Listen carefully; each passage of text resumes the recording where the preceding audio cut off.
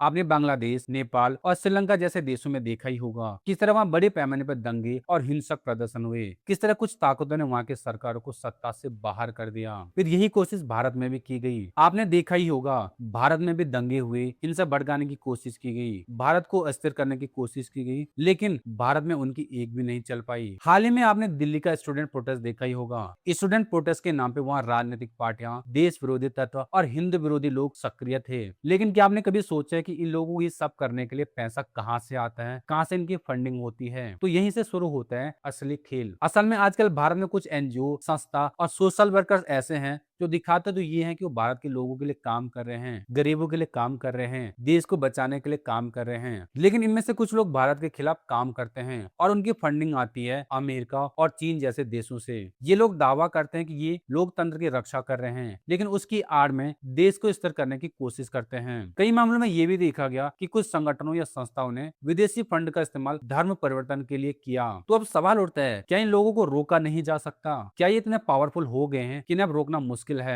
तो इसका जवाब है बिल्कुल रोका जा सकता है, लेकिन इसके लिए हमें FCRA यानी कि फॉरेन कंट्रीब्यूशन रेगुलेशन एक्ट में कुछ बदलाव करने की जरूरत है। इसी को लेकर सरकार एक नया विधेयक लाने की तैयारी कर रही है जिसका नाम है FCRA अमेंडमेंट बिल 2026।